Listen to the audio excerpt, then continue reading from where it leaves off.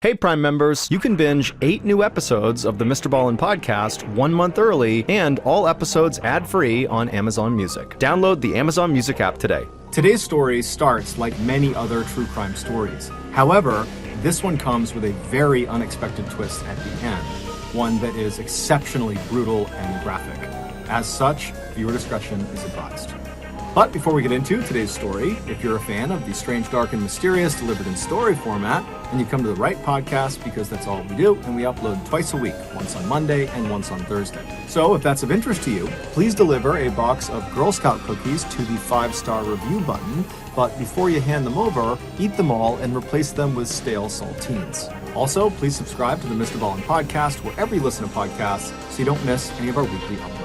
I'm Dan Taberski. In 2011, something strange began to happen at a high school in upstate New York. A mystery illness, bizarre symptoms, and spreading fast. What's the answer? And what do you do if they tell you it's all in your head? Hysterical, a new podcast from Wondery and Pineapple Street Studios. Binge all episodes of Hysterical early and ad-free on Wondery Plus. Okay, let's get into today's story. Brittany Norwood was born in 1982 in Federal Way, Washington, which is a small city located about 20 miles south of Seattle. Growing up, Brittany's family never had much money. Her father, who was the primary breadwinner, ran a small upholstery shop in town, and while he worked tirelessly, he barely earned enough money to make ends meet. And considering how large Brittany's family was, she was one of 9 siblings, the lack of financial resources at times made life very challenging.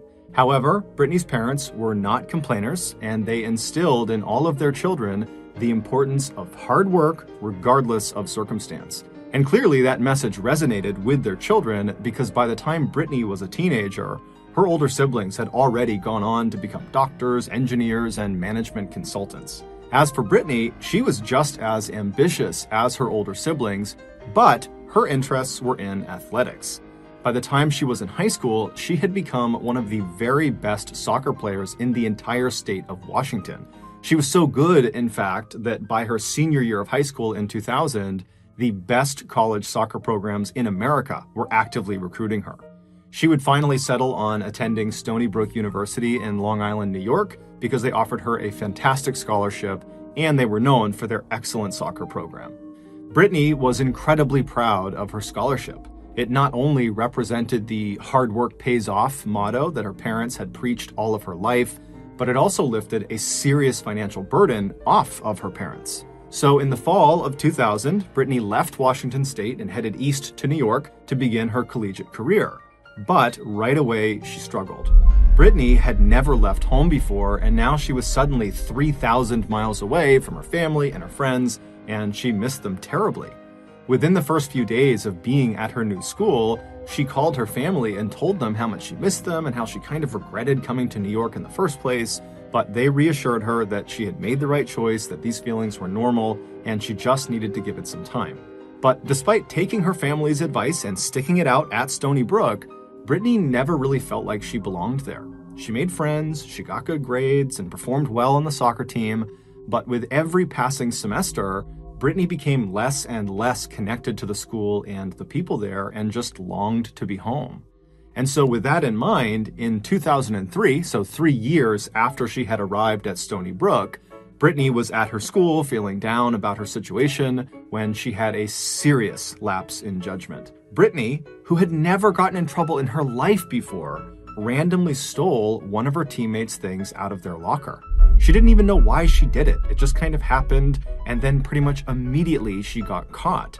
And as soon as she returned what she had taken. She felt horrible and she apologized, but the damage was done.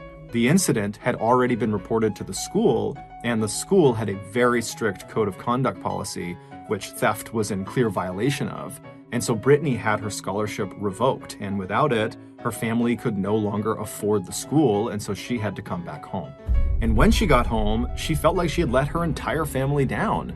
And so for the next several years, the shadow of this huge mistake loomed over her like a dark cloud. She just kind of kept her head down and took part-time work here and there, but for the most part, while she was home, she was just sad and directionless. But finally, in 2010, so 7 years after coming home from school, when Brittany was now 28 years old, she decided enough was enough. She was going to stop letting this mistake define her life. She was going to go out and find a career and make something of her life, like her other siblings had. And the career move that seemed to make the most sense to her was becoming a personal trainer. Despite not playing soccer anymore, fitness was still a very big part of her life, and she loved the idea of helping other people get fit and stay fit.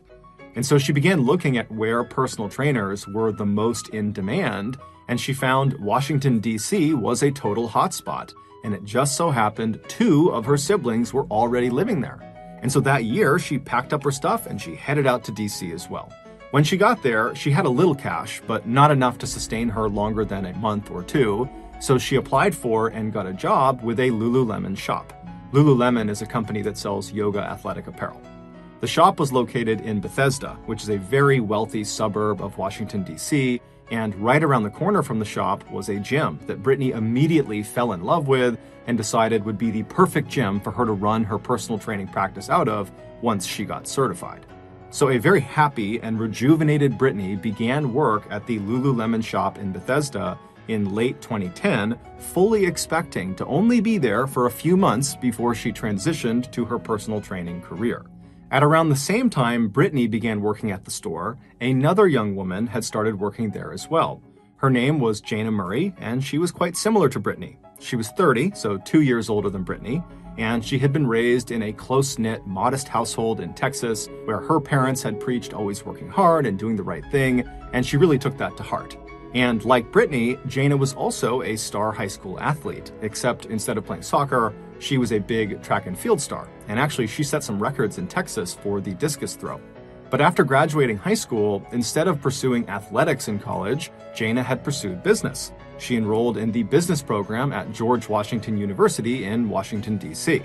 After she graduated, she worked in the private sector for a few years before deciding it made sense for her to go back to school to earn her master's degree in business. She was accepted to the very prestigious Johns Hopkins Business School, which was located a few miles from the Lululemon shop where Brittany worked. And by 2010, Jana was in her final semester, and all she had left to complete was a final thesis paper. A thesis is a long essay involving personal research. The assignment was to write about the structure of a company of her choosing. And since Jana was a huge fan of Lululemon apparel, she had decided to write about them. And during her research on Lululemon, she discovered that the company was far more than just clothing. They had what seemed to be a really cool company culture. All employees, no matter how junior, were encouraged to pursue whatever goals they had, even if their goals meant leaving Lululemon at some point. It was like the company fundamentally cared more about their people than their product. And Jana loved that. And so as she's writing this paper, on a whim, she decides to go get a job at a Lululemon store. And the nearest location was the one near her school. Jana figured working at the shop would only make it easier to finish her thesis, since it would provide her boots-on-the-ground information. Also, she just wanted to see for herself if this company was as amazing as it seemed to be. And so her plan was just to work at this shop until her thesis was done, at which point she'd earn her master's and more than likely she would quit and move on with her life. So in late 2010, when Brittany and Jana found themselves working at the same Lululemon shop in Bethesda, they were aware of each other, but really didn't know each other. Their only interactions were when their shifts happened to overlap, which did not happen very often. But when it did, they were perfectly nice to each other. They would chit-chat, but they were coworkers, not really friends. However, a terrifying event was about to link them together forever. On the evening of March 11th, 2011, Jana and Brittany were working together at the Lululemon. It was an uneventful shift. They chatted, they helped customers, and in between all of that, they would knock out whatever closing duties they were responsible for so that when closing time came, they could leave quickly. And then when it was closing time at 8 p.m., the pair did one last sweep of the store to make sure everything was neat and put away and locked, and then they both grabbed their things and headed out the front door. Once they were outside, Jana turned around and she pulled the keys out of her pocket and she locked the front door. And then Jana hopped in her car and she drove off. And Brittany, she turned and began walking down the sidewalk toward the metro train station.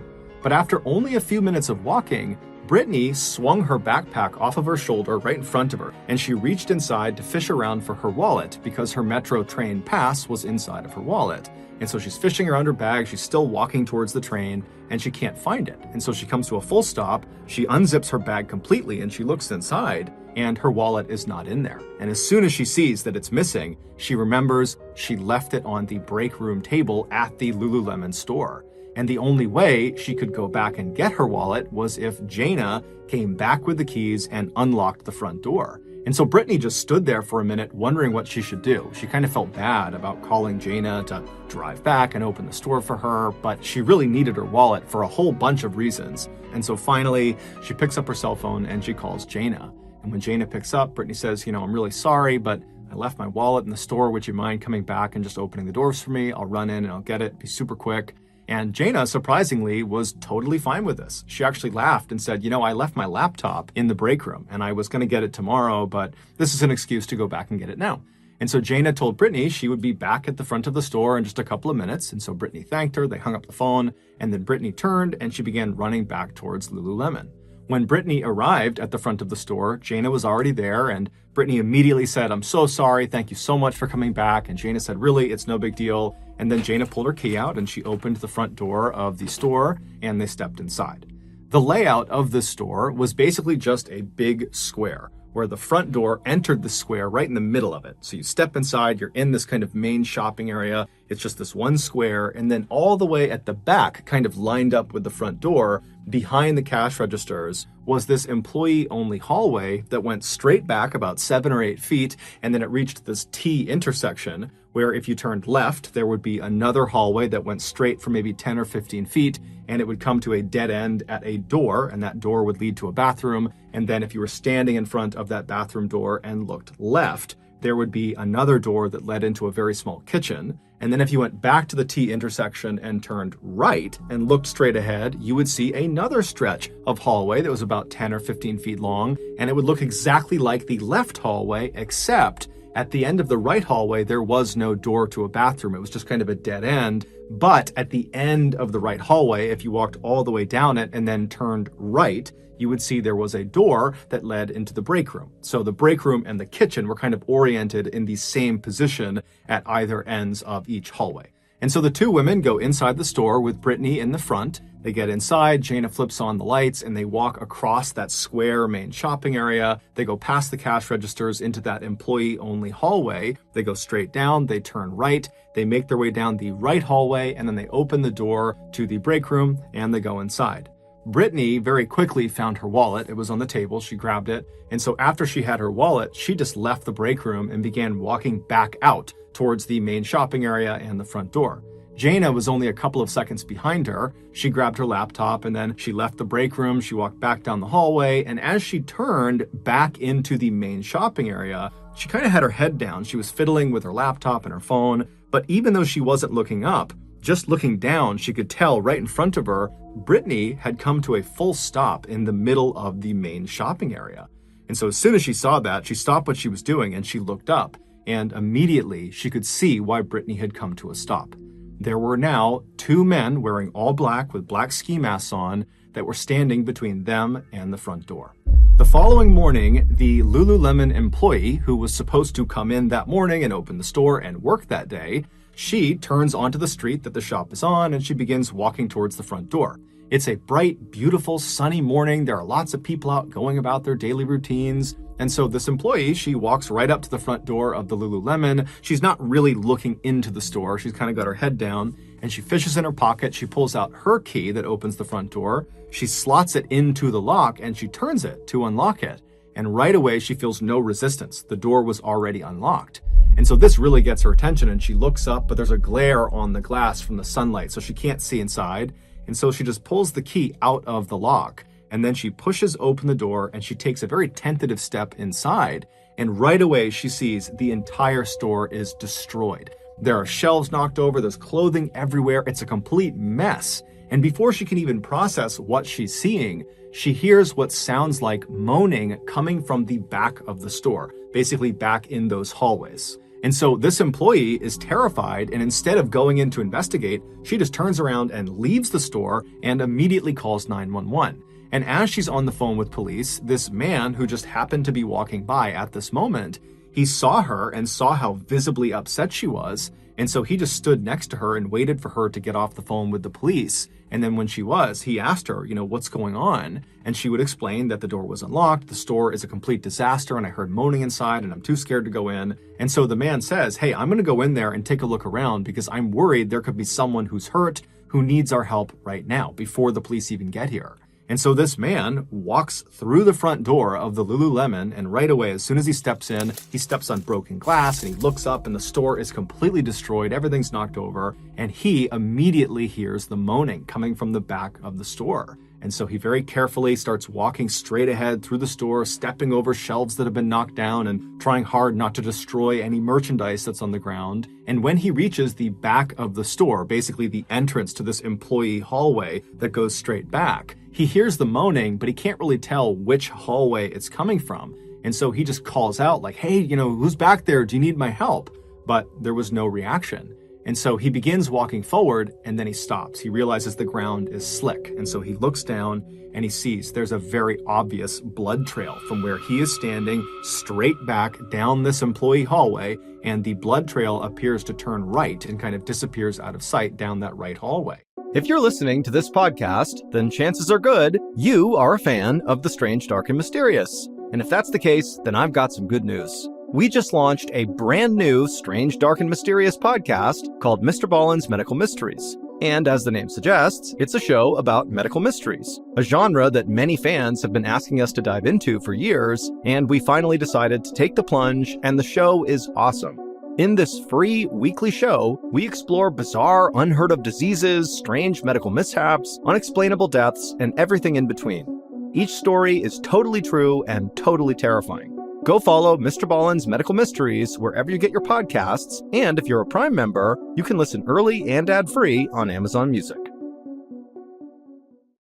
I'm Dan Taberski. In 2011, something strange began to happen at the high school in Leroy, New York. I was like at my locker and she came up to me and she was like stuttering super bad. I'm like, stop around. She's like, I can't. A mystery illness, bizarre symptoms, and spreading fast. It's like doubling and tripling, and it's all these girls. With a diagnosis, the state tried to keep on the down low. Everybody thought I was holding something back. Well, you were holding something back intentionally. Yeah. No, it's hysteria. It's all in your head. It's not physical. Oh my gosh, you're exaggerating. Is this the largest mass hysteria since the witches of Salem? Or is it something else entirely? Something's wrong here. Something's not right. Leroy was the new Dateline, and everyone was trying to solve the murder. A new limited series from Wondery and Pineapple Street Studios, Hysterical. Follow Hysterical on the Wondery app or wherever you get your podcasts. You can binge all episodes of Hysterical early and ad-free right now by joining Wondery Plus. And so the man is terrified. He turns around and he looks towards the front of the store, kind of hoping that maybe the police or the paramedics would get there. But it's just the employee he had spoken to, and she looks terrified. And so the man decides, if there's someone hurt back here, I really need to go see what's wrong. And so very carefully, he begins walking down this initial hallway, following the blood trail. And then he turns right into that right hallway and he looks, and he can't believe what he is seeing. It looks like the entire right stretch of hallway was covered in blood. I mean, the floors, the walls, the ceilings, everything. There is blood everywhere. However, there's no person. It looks like all this blood kind of turns right and goes into the door at the end of the right hallway, the break room. And so this man knows, okay, obviously someone is very badly hurt, and whoever is moaning is almost certainly in that break room. And so he calls out again to see if this person will call back to him, but it's silent. And so he walks down this right hallway that's soaked in blood, and he gets to the end and he turns right and he grabs the handle of the break room door. He turns the handle and he pushes the door open. And at first he couldn't quite open it. There was something blocking the door from opening, but finally he kind of muscles it open enough that he can look inside, and he realizes what was blocking the door. There was a young woman lying face down on the ground, and her legs had been blocking the door. And this woman was Jaina. And this man, who was not medically trained, immediately understood this woman is deceased. The injuries she has sustained are so bad, there is absolutely no way she is alive.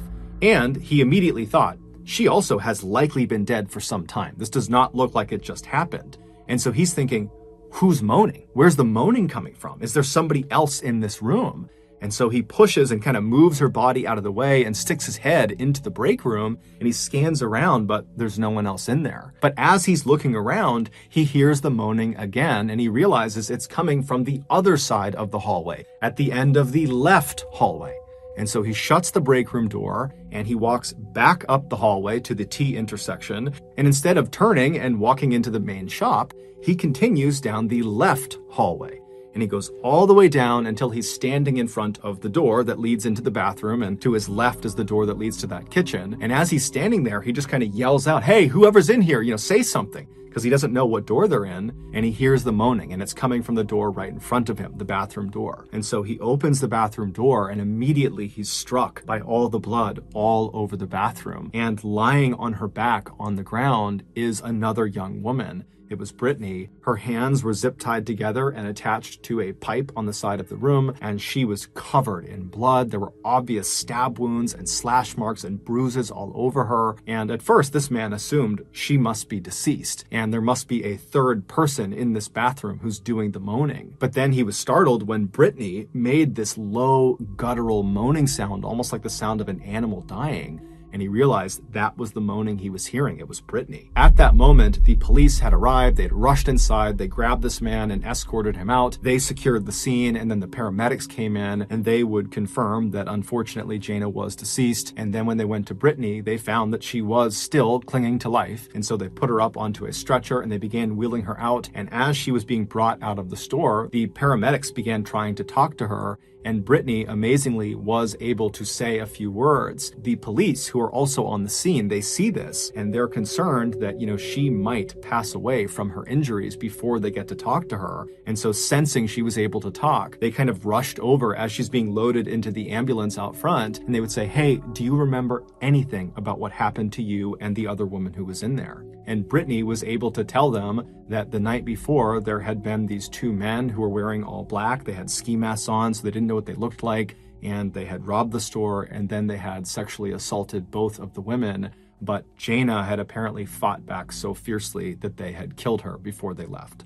And so after she tells police this, the ambulance gets shut up and she's taken away to the hospital. And then the police immediately go into the Lululemon store to get the security footage from inside the shop to see if they can get some footage of the attack and see what happened. But unfortunately, the only camera this store had was on the exterior of the back of the building, just kind of looking out at a parking lot. There were no cameras looking in the store or at the front of the store. You have to remember, Bethesda, where the store was located, was considered to be extremely safe, very low crime neighborhood. And so more than likely, that was why this store did not have a security system. And so very frustrated, the police pulled up the only footage they could, which was this exterior camera. And sure enough, the night before, around midnight, the camera picked up two men wearing all black with their hoods up, running away from the store. And so there was really no way to identify who they were. All they could tell was, one was fairly tall. But nonetheless, they pulled the footage and they gave it to the media. And then that day and into the night, the local news played this footage on repeat, asking people in the area to come forward if they know who these two guys are.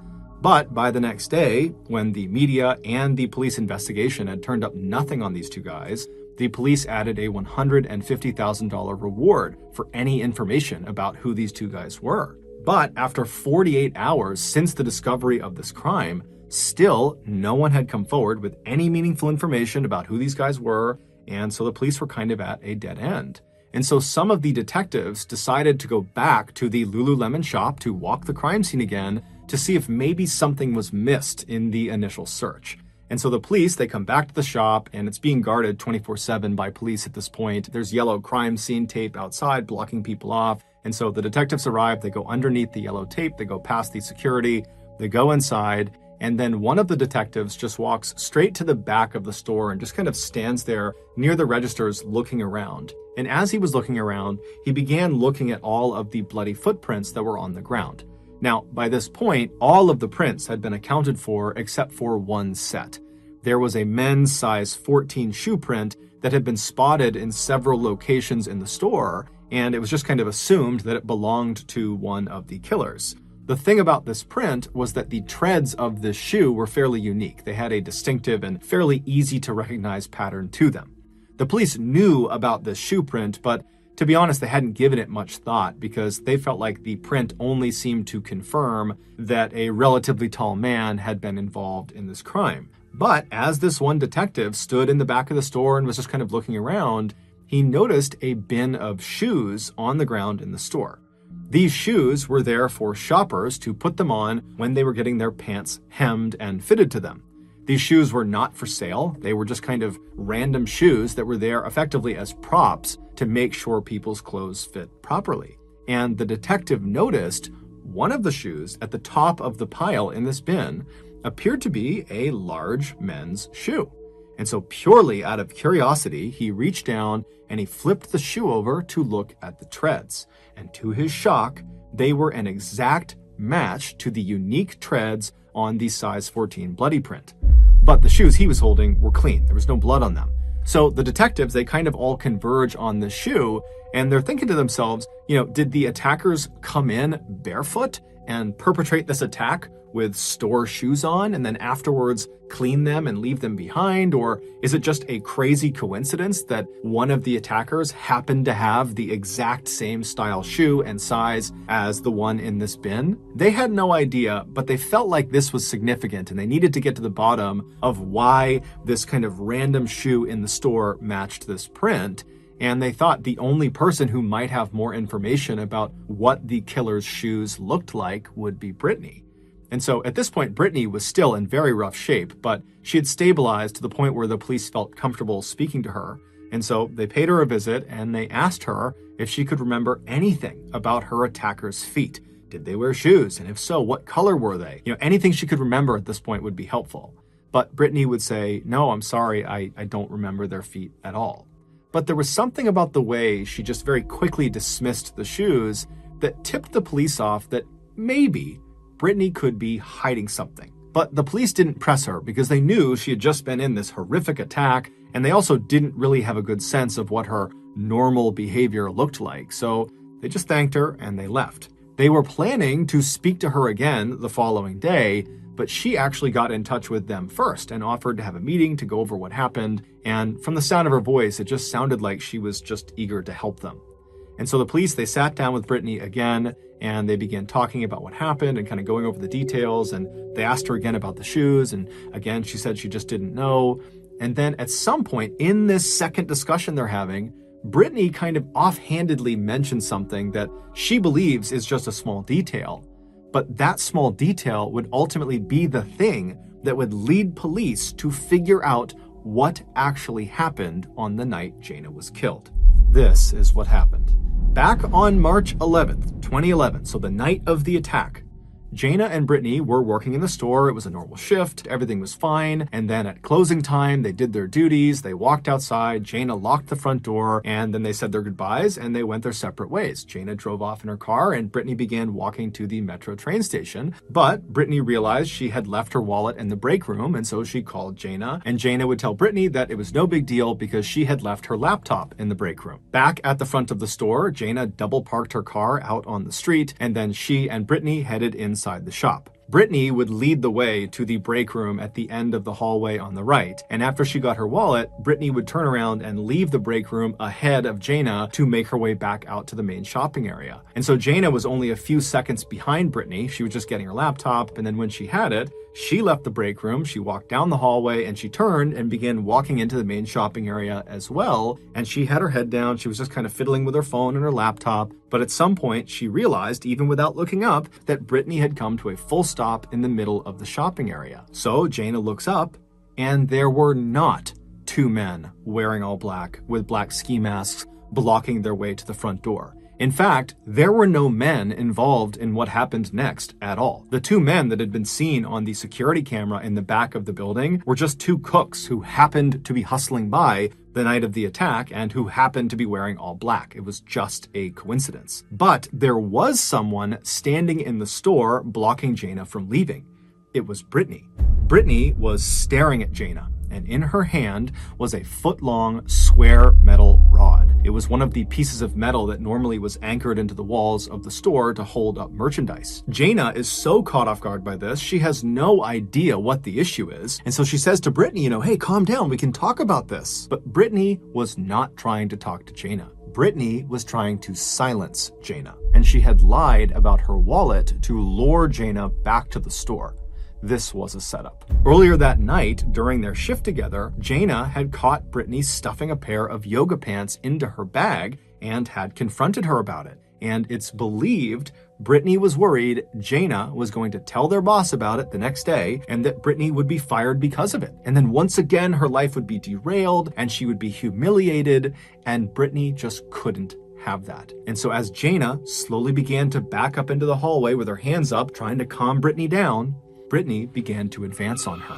And as soon as she did, Jaina screamed and turned and ran down that employee hallway. She turned right and bolted down the hallway towards the break room. She grabbed the break room door and she was trying to get it open, but before she could, Brittany had caught up to her and she smashed her over the head with the pipe. Immediately, Jaina turned around, she put her hands up over her head to protect herself, and she begged Brittany not to hit her again. But Brittany wasn't listening. Brittany just wound up and smashed her across the arms with the pipe. Jaina began screaming out and pleading with her to stop, but Brittany just kept on going. And for the next several minutes, Jaina just stood at the end of this hallway in front of the break room door, just trying desperately to protect herself with her hands. But Brittany was so strong and fast, and she kept striking her on her head and on the sides and anywhere else she could land a blow. The blood spatter on the walls of the end of that right hallway would later reveal that Jaina had gradually moved from a standing position down to the fetal position, meaning Brittany had literally beat her until she collapsed on the ground.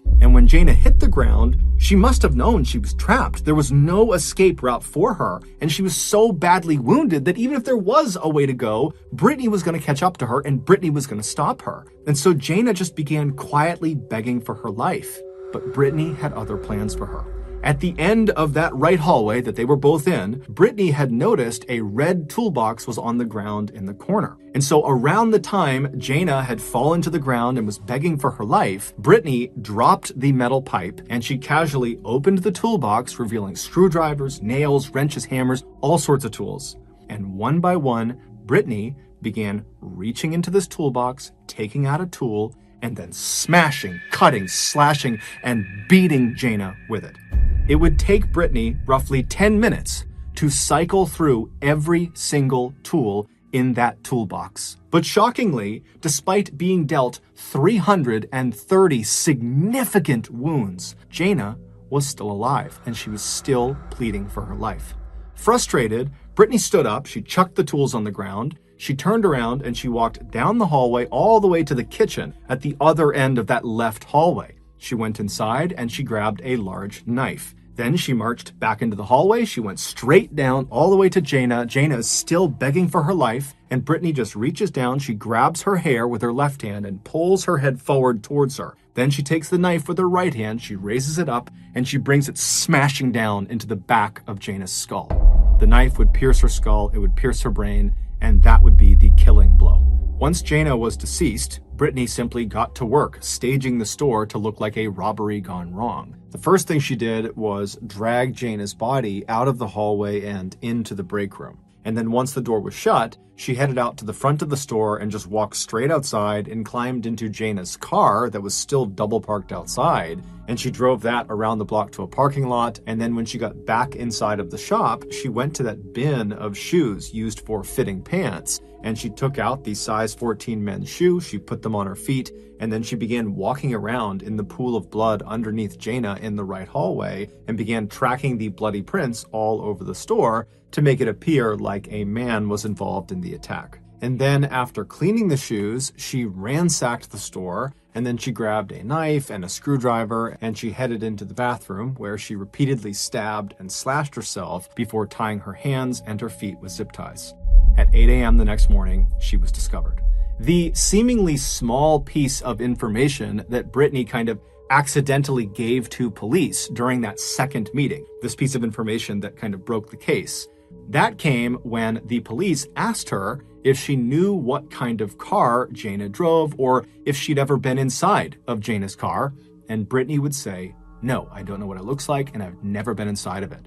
But a couple of days later, when Jana's car would be found and the police would search it, they would find Brittany's hair and DNA all over it. So they knew Brittany had been lying to them. And so this is what ultimately led to Brittany's arrest, and she would later be convicted of first-degree murder and sentenced to life in prison without parole. Thank you for listening to the MrBallen podcast. If you enjoyed this episode, please deliver a box of Girl Scout cookies to the 5-star review button. But before you hand them over, eat them all and replace them with stale saltines. Also, please subscribe to the MrBallen podcast on Spotify, iTunes, Google, Amazon, and everywhere else you get your podcasts. This podcast airs every Monday and Thursday morning, but in the meantime, you can always watch one of the hundreds of stories I have posted on my YouTube channel, which is just called MrBallen. If you want to get in touch with me, you can send me a message on any major social media platform. My username on all of them is just @MrBallen. And yes, I really do read the majority of my DMs. Lastly, we have some really cool merchandise, so head on over to shopmrballen.com to have a look. So that's going to do it. Until next time, see ya.